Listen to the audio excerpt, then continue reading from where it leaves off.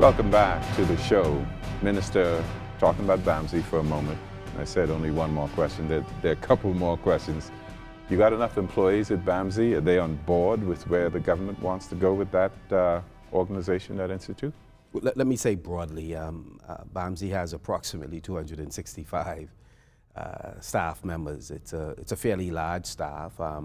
However, there is a scarcity of technical agriculture skills, and so there's a need for more persons with advanced degrees in agriculture, particularly if it's going to function as a research institute.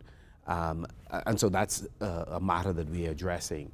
There's also a need, despite the tremendous amount of money spent previously on BAMSI, there is a need for millions more to complete the buildings, which are substantially completed, but we're not there yet in terms of all of the buildings being completed for full occupancy. And so we are looking to Cabinet to approve the additional funding so that we are able to open all of the buildings.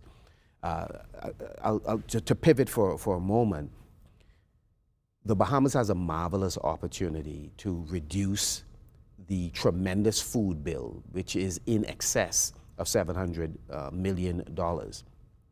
But for us, agriculture development is not just about food security. That's the number one priority, and that is, one, making sure that we're able to produce much of what we consume. And when I say we, we're talking about the 400,000 or so Bahamians plus the 6 million that visit, because that 6 million represent an export for us.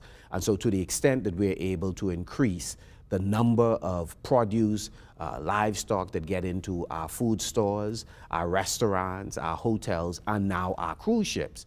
Naturally, we have the busiest, some of the busiest ports in the world. Naturally, as we do this, we increase the opportunity to diversify the Bahamian economy, to create employment, but more importantly, to create Bahamian ownership.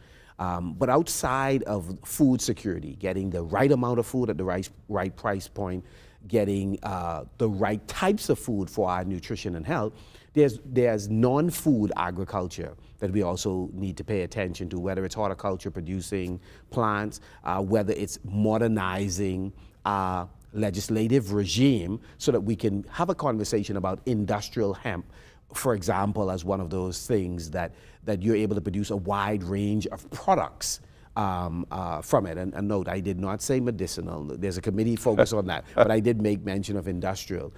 So we have lots of opportunities that we need to have bold leadership to pursue with a sense of urgency.